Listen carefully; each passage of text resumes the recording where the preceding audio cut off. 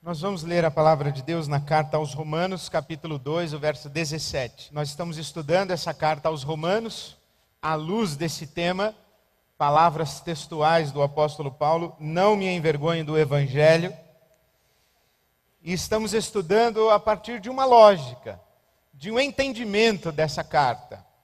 Que é nesta carta de Paulo aos Romanos, que é também chamada o Evangelho segundo o apóstolo Paulo, o fio de ouro que amarra todos os argumentos e todas as revelações dessa carta é esta compreensão de que Deus está nos levando de um estado de ser a outro estado de ser. A Bíblia apresenta dois paradigmas de humanidade, Adão e Cristo. A carta aos Romanos é esse caminho de como Deus nos leva de Adão até Cristo, daquilo que tenho chamado de um bonequinho de pano a um ser humano de verdade. E aqui nesse capítulo 2, a partir do verso 17, ele vai nos colocar diante de uma situação que eu chamaria a ilusão dos religiosos. Ele vai falar aos bonequinhos de pano que não acreditam que são bonequinhos de pano, ou ele vai falar a respeito, e para pessoas que estão iludidas e enganadas a respeito de si mesmas, e vai sugerir, inclusive, que o espaço e o contexto de maior possibilidade de auto-engano, no que diz respeito à nossa relação com Deus, é o espaço religioso. Então Paulo aqui, o apóstolo, está falando com os religiosos de seu tempo, os judeus, e está falando conosco também. Diz assim a palavra de Deus, Romanos 2,17. Ora, você leva o nome de judeu, apoia-se na lei e orgulha-se de Deus.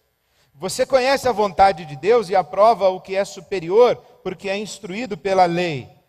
Você está convencido de que é guia de cegos, luz para os que estão nas trevas, instrutor de insensatos, mestre de crianças, porque tem na lei a expressão do conhecimento e da verdade. E então, você que ensina os outros, não ensina a si mesmo? Você que prega contra o furto, furta? Você que diz que não se deve adulterar, adultera?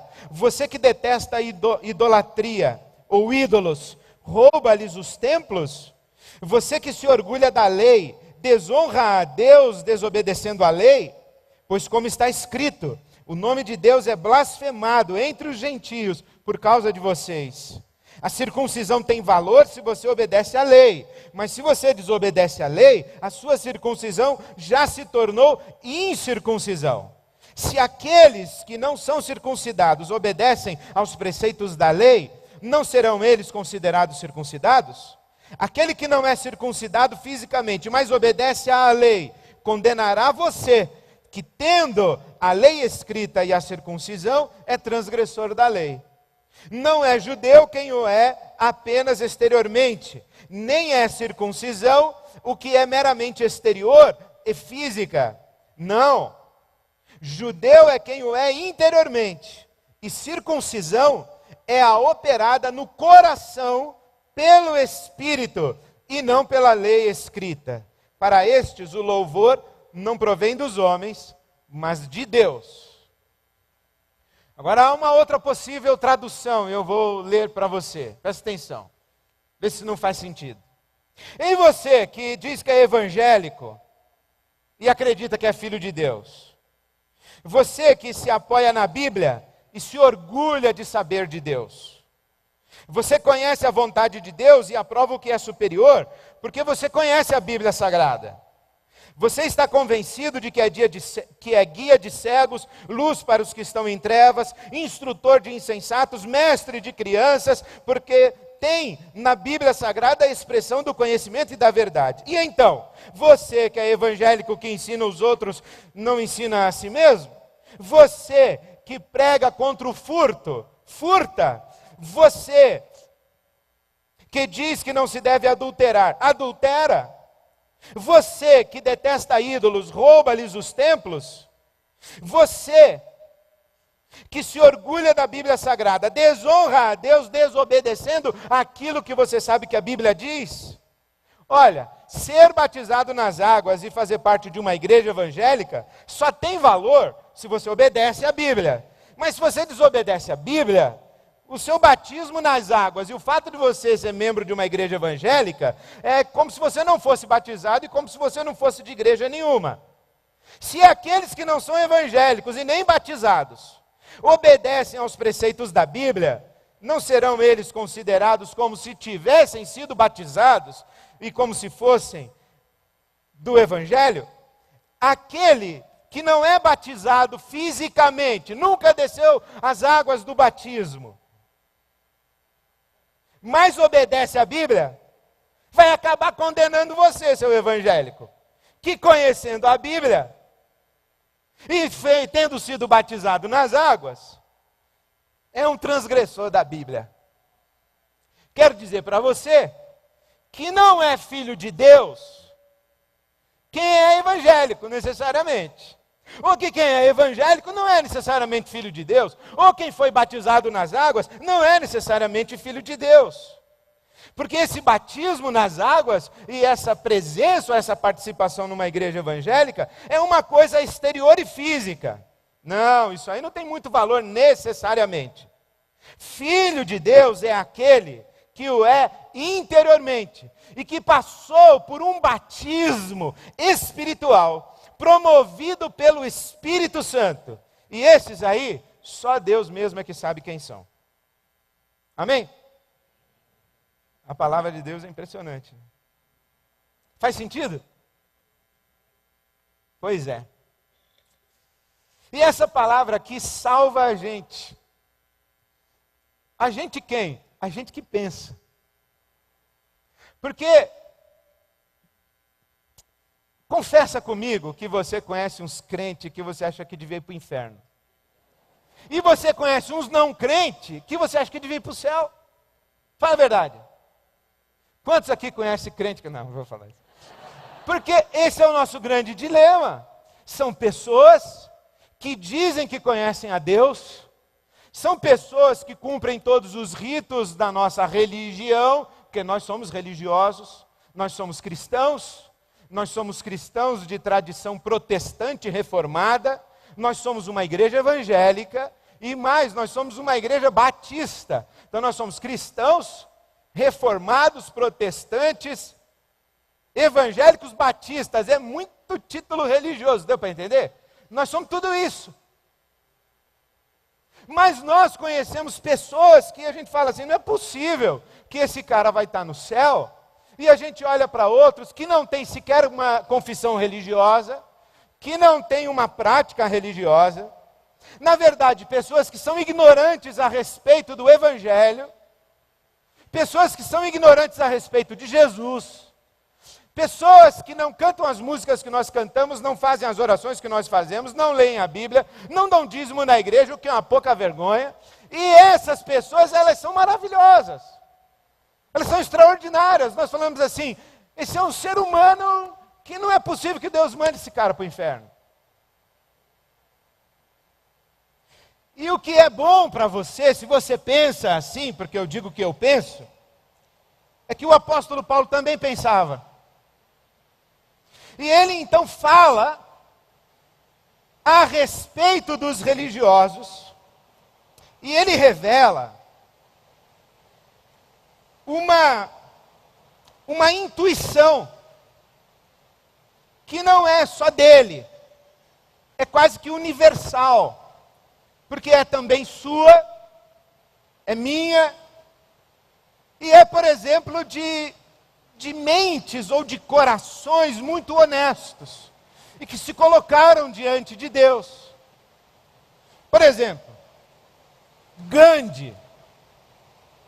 Quando Gandhi conviveu com os cristãos ingleses na Índia, Gandhi disse o seguinte aos cristãos: eu aceito o seu Cristo, mas não aceito o seu cristianismo, porque vocês falam de Cristo, mas vivem de maneira muito contrária a tudo que Cristo ensinou. O Paulo apóstolo, se estivesse ao lado do Gandhi, ia dizer: eu sei do que você está falando, eu conheci um pessoal assim também. Nietzsche, por exemplo, que é chamado o filósofo da morte de Deus, ele diz assim: se mais remidos se parecessem os remidos, mais fácil me seria crer no Redentor. Está dando para ouvir? Lá no fundo, como é que está? Está ruim? Aumentar o som um pouquinho. Deu? Melhorou? Vou repetir então Nietzsche. Se mais remidos se parecessem os remidos, mais fácil me seria crer no Redentor. E por exemplo, Kierkegaard, que é um filósofo, teólogo, dinamarquês, considerado o pai do existencialismo cristão, e que não é visto com muito bons olhos por alguns mais tradicionais e ortodoxos. O Kierkegaard disse o seguinte, vou ler o que ele falou, palavras literais de Kierkegaard: se alguém que vive em meio à cristandade sobe até a casa de Deus, a casa do verdadeiro Deus, e ora, mas ora num falso espírito, e alguém que vive numa comunidade idólatra, e ora com a paixão do infinito, com a paixão inteira do infinito, muito embora seus olhos estejam pousados em um ídolo, pergunta Kierkegaard, onde encontramos mais verdade? Um deles ora a Deus, mas cultua um ídolo, enquanto o outro ora falsamente ao verdadeiro Deus. Não, perdão. Um deles ora, na verdade, a Deus, muito embora esteja diante do ídolo, enquanto o outro, que está diante de Deus, ora de maneira falsa ao verdadeiro Deus, e portanto cultua um ídolo.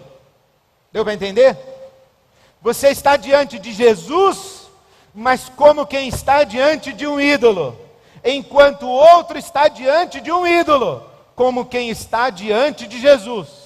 Onde há mais verdade? Pergunta Kierkegaard. Não é difícil entender por que os ortodoxos não gostam muito de Kierkegaard. É porque os ortodoxos talvez também não gostem muito de ouvir o que o Paulo tem a dizer. E não gostem muito de ouvir, nem mesmo, o que os profetas do Velho Testamento tinham e tiveram e disseram.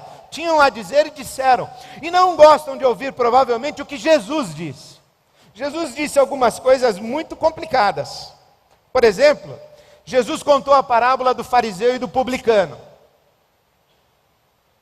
Um homem religioso, comprometido com a sua experiência religiosa, ora a Deus dizendo: graças te dou por ser quem sou, porque sou melhor do que todo esse pessoal aqui, inclusive melhor do que esse publicano, desse cobrador de impostos, esse corrupto. Jejuo 2 vezes na semana, a lei de Moisés mandava jejuar 1 vez por ano. O cara jejuava 2 vezes por semana. Dou o dízimo de tudo que tenho, frequento a sinagoga todo sábado, enquanto o outro Não frequentava a sinagoga, não dava dízimo, era corrupto, etc, etc. Olha para si mesmo, e aquilo que vê em si mesmo faz com que ele não tenha sequer a coragem de olhar para Deus, e simplesmente pronuncia: Senhor, tem misericórdia de mim, que eu sou pecador. Jesus diz: onde há mais verdade, é nesse pecador. Ou, por exemplo, Mateus capítulo 21, quando Jesus conta a história de 2 filhos de um homem. Ao primeiro filho, o homem disse: vai trabalhar na vinha. E o filho disse: eu vou. Mas não foi. Ao segundo filho disse: vai trabalhar na vinha. E o filho disse: não vou não. Mas foi. Qual dos dois é o filho que fez a vontade do pai? O que foi? Responderam eles. E Jesus respondeu dizendo: muito bem, pois eu queria dizer para vocês que os publicanos, que vocês acham que são corruptos e ladrões, e as prostitutas, vão entrar no reino de Deus antes de vocês, vão preceder vocês no reino de Deus. Porque há mais verdade neles do que em vocês religiosos. Não é simples ouvir o que Jesus tem a dizer. E não é também muito confortável para o profeta, que vai sendo ensinado por Deus, como é que funciona o coração de Deus, e como é que os olhos de Deus contemplam a nossa vida. Porque Samuel, quando vai ungir o rei Davi, ele está diante de Abinadab, um dos filhos de Jessé, e Abinadab tinha 2 metros de altura, 1 metro de largura, músculo puro, 4% de gordura no corpo. O Samuel, quando olhou, falou: esse é o cara, esse é o próximo rei de Israel. E já vai se preparando para ungí-lo. E Deus fala: não, esse aí não.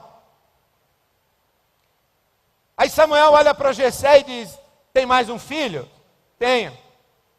Eliabe, pode entrar. 2 metros e 10, 1 metro e 10 de largura, 2% de gordura no corpo. O Samuel falou: ah, está explicado, é esse. Foi subir na cadeirinha para ungir o cara? Também não é. E Samuel olha para Deus e fala: então qual que é? E Deus fala: não olhe para a aparência do homem. Os meus olhos não veem o que está diante dos olhos. Os meus olhos não veem o que todo mundo vê. Porque todo mundo vê o que se pode ver. Mas eu vejo aquilo que não se pode ver, que é o coração. E aí Samuel então diz: ok, entendi, então o Senhor vai ter que me revelar quem é o rei, porque eu não vou conseguir ver. E Deus falou: então senta aí, que nem o pai dele conseguiu ver. E Samuel fica sentado e passam todos os filhos de Jessé, e acabou. E não é nenhum deles. E Samuel diz a Jessé: acabou? Acabou.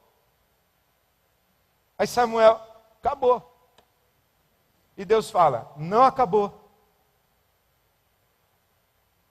Existe um que é segundo o meu coração. Samuel vira para Jessé e diz: ele falou lá em cima que tem mais um que é o segundo o coração dele. Ah, você vê, o pai esqueceu do cara, né? É impressionante. O pai esqueceu dele. E Deus diz assim: mas eu não esqueci. Porque eu vejo o coração. E é o coração de Davi que é segundo o meu coração. Mas Davi não parece ser rei. Mas o meu coração é assim. Por isso é que o apóstolo Paulo vai falar que Deus escolheu as coisas fracas para confundir as fortes. Deus escolheu as coisas menos sábias para confundir os inteligentes. Diz que Deus escolheu os pobres para humilhar os ricos. E Deus escolheu aquilo que aos nossos olhos não tem glória nenhuma, para revestir com sua glória. 1 Coríntios 13, 1 Por isso é que lá no último dia, Jesus vai chegar diante de alguns e dizer assim: o que vocês estão fazendo aqui? Não conheço vocês. Vocês não são minhas ovelhas. Ah, mas nós invocamos o teu nome. Nós íamos na igreja e cantávamos: Senhor, Senhor. E Jesus diz para eles: mas nem todo aquele que canta para mim, Senhor, Senhor, está no reino do meu Pai. Não, mas nós profetizamos, nós expulsamos demônio, não conheço vocês. Vocês fizeram as coisas que a religião ensina a fazer, mas o coração de vocês está muito longe do meu Pai. Não sei quem vocês são. Ou imagine uma outra situação: o camarada é convidado, é um pastor convidado, ele veio pregar aqui nesse púlpito, e eu falo: ó, esse irmão aqui é missionário entre os índios já há 32 anos. E eu trouxe esse irmão aqui porque ele faz um ministério extraordinário, mora no fundão da Amazônia, ele trabalha com as populações ribeirinhas do Amazônia, dedicou a vida a Deus e aquela população indígena e de pessoas miseráveis. E também tem um detalhe, irmãos: esse pastor aqui que eu trouxe para pegar hoje é milionário, ele é herdeiro de uma grande fortuna.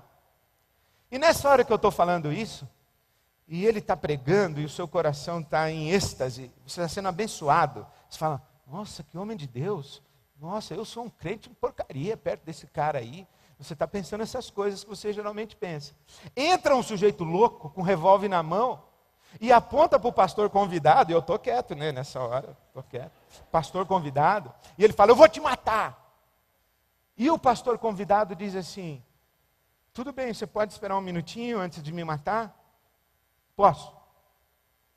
Aí o pastor convidado vira para nós e diz assim: olha, eu queria dizer que essa fortuna aí que o pastor falou que eu tenho é verdade, eu sou dono de uma grande fortuna, e enquanto eu estou vivo eu quero fazer uma declaração pública que eu quero que toda a minha fortuna seja doada para os pobres do Amazonas. Amém? Aí todo mundo compungido. Aí ele vira para o sujeito com um revólver e falou: agora eu estou pronto para morrer. E pá, morreu, caiu no pulpo.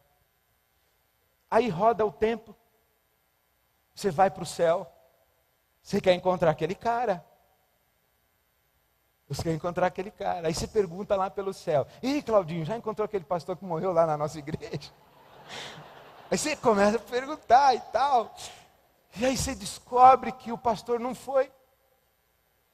Não, como assim ele não foi? Ele não está aqui? Mas ele morreu? Não está aqui? Aí você, inconformado, você encontra o apóstolo Paulo. Aí você fala assim: Paulo, você não sabe, Paulo, o cara não está aqui, Paulo. Aí o Paulo vai dizer assim: senta aqui, filho, eu não te falei?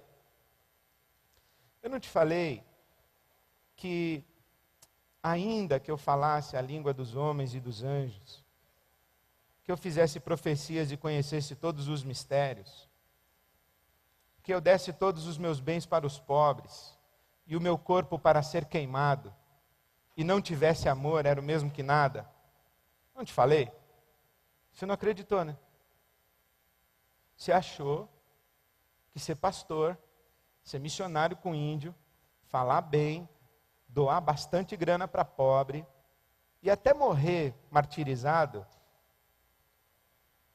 valia alguma coisa para Deus. Mas não vale. A menos que isso tudo que foi feito tenha sido revestido por uma obra que só o Espírito Santo de Deus pode fazer no nosso coração. Porque o grande ensinamento desse texto aqui, ele diz assim: olha,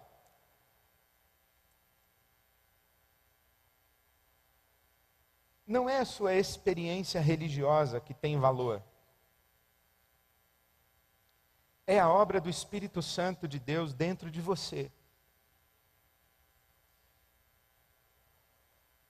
E a gente fala: oh, aleluia, finalmente. Que bom que a Bíblia falou isso. Porque tem pessoas que têm a mesma experiência religiosa que nós temos, e a gente fala assim, esse pessoal acho que ainda não entendeu nada, sabe tudo de religião,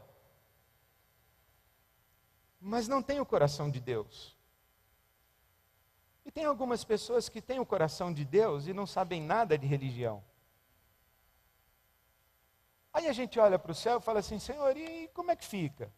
E Deus fala, vou deixar que eu estou cuidando. Eu sei quem é quem. Eu sei quem é meu filho, quem não é. Eu sei quem é Adão e quem é Cristo. Eu sei. E isso, pelo menos para o meu coração, no primeiro momento me dá um alívio. Porque eu falo, ainda bem que Deus não era mesmo possível que Deus pegasse o rol de membros das igrejas evangélicas e transformasse em livro da vida. Ia ser um céu muito complicado. Mas depois, isso traz para mim algumas questões e algumas perguntas. É que eu falo assim, Deus, então quer dizer que a minha experiência religiosa não... Aí Deus fala, não... Então o que eu preciso é da tua obra no meu coração e o teu Espírito Santo mexendo em mim. Deus fala isso. Isso é possível, Senhor? Ele diz, Porque não é judeu, ou não é meu filho, não é meu povo, não é dos meus, aquele que o é exteriormente, na aparência, mas é aquele que pelo Espírito Santo foi transformado lá no fundo do seu coração. E essa transformação do fundo do seu coração é necessariamente uma experiência de amor. Porque eu acho que o movimento evangélico brasileiro, ele está polarizado em duas palavras: o poder e a verdade. Há uma disputa nas igrejas evangélicas. Qual igreja evangélica tem o Deus mais poderoso?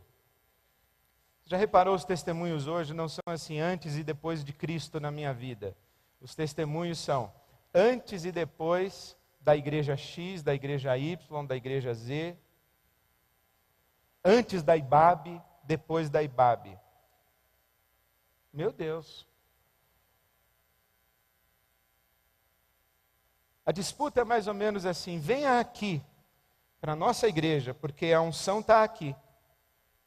O poder de Deus está aqui. Deus vai abençoar a sua vida aqui. Comprometa-se aqui. Que o poder de Deus vai alcançar você aqui. Mas tem um outro pessoal que não é muito assim do poder, não. Ele é mais da verdade. Eles falam assim, lá tem poder, mas o diabo também imita o poder de Deus. Mas aqui nós temos a verdade. Nós temos a confissão de fé de Westminster. Temos a declaração doutrinária da Convenção Batista Brasileira. Aqui nós entendemos a Bíblia, nós sabemos a teologia correta, a doutrina correta. Rubem Alves tem um livro publicado em 1979 que vale ainda hoje como se tivesse sido escrito ontem. Protestantismo e Repressão, em que ele descreve protestantismo de reta doutrina. Em que a gente confunde o ter o coração transformado pelo Espírito Santo com acreditar nas doutrinas certas, acreditar na verdade doutrinária. Essa é uma polarização que existe no protestantismo brasileiro já há bom tempo. Os pentecostais com o poder e os não pentecostais, os tradicionais ou históricos, com a verdade. E isso é uma grande estupidez que subverte o Evangelho de Jesus, porque o Evangelho de Jesus não é nem sobre poder e nem sobre verdade. O Evangelho de Jesus é sobre amor.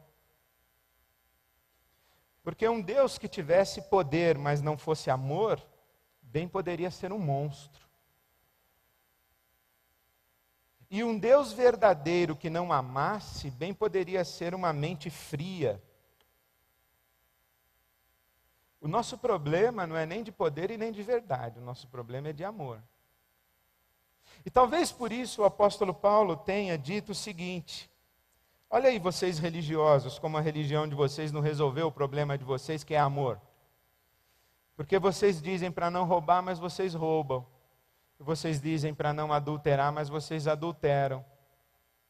E vocês são iguaizinhos aos idólatras. O que o Paulo está dizendo? Ele está dizendo, vocês têm um buraco dentro de vocês, que vocês acham que vai ser preenchido com alguma coisa que está do lado de fora de vocês. É um pouquinho mais de recursos, é um pouquinho mais de romance.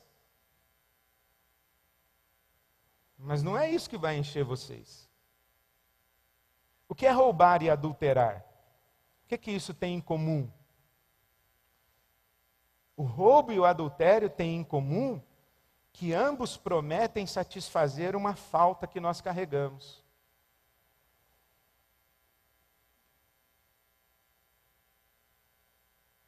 Eu vou estender a mão para pegar aquilo que não é meu, que legitimamente não é meu. E aí Deus diz assim, por que você vai pegar isso? Não é seu. Não, mas eu estou precisando muito. Senhor, mas eu estou muito carente.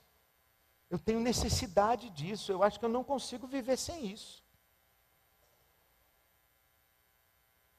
E aí o Espírito diz assim, mentira. Mentira. Primeiro que você consegue viver sem isso, porque não é isso que resolve a sua vida. Segundo, é que isso aí está mentindo para você e você está acreditando. Isso significa para nós que no fundo, religiosos ou não religiosos, evangélicos ou não evangélicos, todos nós aqui temos um problema. E é um problema dessa carência, dessa falta que mora dentro da gente. E a gente está diante de duas alternativas. Ou a gente ama a Deus, que concede os desejos do nosso coração, ou a gente ama os desejos do nosso coração e acaba transformando Deus num ídolo. E não importa se você é religioso ou se você não é. Não importa se você está na macumba, na igreja evangélica, na igreja católica romana. Se você está correndo atrás de satisfazer esse buraco do seu coração, e correndo atrás de uma divindade que dê para você isso que vai te resolver, pelo menos na sua opinião, você não está buscando a Deus. Você está buscando um ídolo para resolver o seu problema. A sua carência, a sua falta, a sua necessidade, quiçá o seu desejo, a sua ganância, a sua ambição. Agora, se você cai de joelhos diante de Deus e diz, Senhor, eu tenho uma carência, eu tenho uma falta, eu tenho uma necessidade, eu tenho um desejo, eu tenho uma ambição, mas eu sei que nada do lado de fora de mim resolve isso. É só uma obra do Teu Espírito Santo dentro de mim que resolve. E eu me entrego nas Tuas mãos, não somente eu, mas tudo que eu tenho, e disponho para o Senhor. Eu fico imaginando se acontecesse isso comigo. Acho até que Deus não faria isso, não é essa a ideia que tenho de Deus. Talvez pelo mundo que eu vivo, o país que eu vivo, o movimento religioso onde eu estou. Mas vamos transformar a letra de um dos mais belos hinos da inódia cristã protestante, poesia de Martinho Lutero, Castelo Forte é o nosso Deus. E eu dissesse assim, Deus, eu não aguento mais. Eu não aguento mais conviver com o homem que eu sou. o Adão em mim e me levou ao desespero. E eu estou aqui de joelhos diante de ti, clamando que o teu Espírito Santo faça essa obra dentro de mim. E Deus dissesse: posso levar a sua casa, seu carro, sua roupa? Pode, claro. Sua mulher, os seus filhos? Posso levar o seu nome, a sua reputação? Posso levar a sua saúde? Posso levar a sua visão?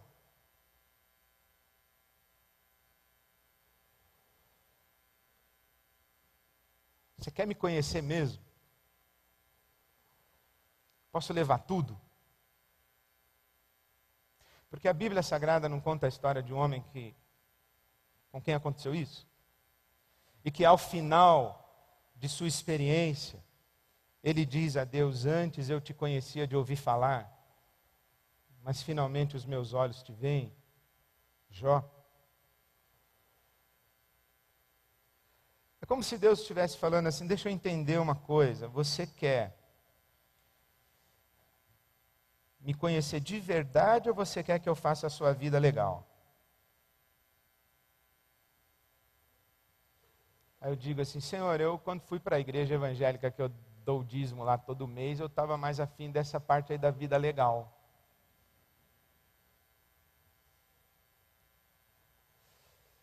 Então Deus, com lágrimas nos olhos, diria: você é um bom religioso, moço. Continua assim, perdido.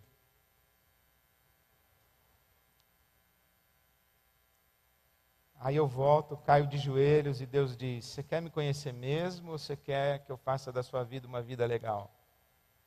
Eu digo assim: Senhor, eu desesperei de tudo, estou aos pés da cruz, e eu digo: arranca esse Adão de dentro de mim e me transforma à imagem do teu filho. Aí Deus diz: muito bem, agora a gente começa a conversar. E como diz a palavra de Deus, a intimidade do Senhor é para aqueles que o temem. E Deus diz assim para mim: a sua vida está na minha mão, posso fazer o que eu quiser? Eu digo: sim, Senhor, o Senhor pode fazer o que o Senhor quiser. Pode ser que as pessoas em volta de você, elas comecem a achar que você é um fracassado e um derrotado. É um pecador desgraçado, é um cínico, é um falso, é uma farsa. Aí eu vou dizer: mas Senhor, eu já não me importo mais com o que os outros pensam de mim. Eu já não me importo mais em receber o louvor dos homens. O que eu quero mesmo é que o Senhor olhe para mim e diga: aí está um filho meu, em quem eu tenho prazer. E que o Senhor diga para mim, na intimidade do meu coração: você é o meu filho amado, em quem eu tenho prazer. Essa experiência está muito além de qualquer experiência religiosa que a gente possa ter. É triste ver como o nosso país está se tornando cada vez mais religiosamente evangélico e trazendo para dentro dos templos evangélicos um monte de Adão com um verniz da cristandade. Eu peço a Deus que esse nosso contexto seja um contexto em que nós legitimamente estejamos a fazer a oração dizendo: Senhor, transforma-nos de Adão em Jesus Cristo. A nossa vida está nas tuas mãos. Faz uma obra do teu Espírito dentro de mim, dentro de nós. E nós não nos importaremos com o que estiver acontecendo do lado de fora. Porque saberemos e viveremos e estaremos a experimentar que a tua graça basta. E que a tua graça é melhor que a vida. Eu oro a Deus por você e por mim. Que Deus, quando percorrendo a terra, como diz a palavra de Deus, que os olhos do Senhor percorrem a terra, procurando aqueles cujos corações são inteiramente dele, para mostrar-se forte no dia da angústia. Eu oro a Deus que quando Deus percorrer a terra com os seus olhos, encontrem a você e a mim, não entre os religiosos iludidos, mas entre aqueles que são de fato filhos de Deus, em Jesus Cristo nosso Senhor. Amém. Vamos ficar em pé e vamos cantar a Deus a obra de Jesus e o que Jesus quer fazer conosco. Amém.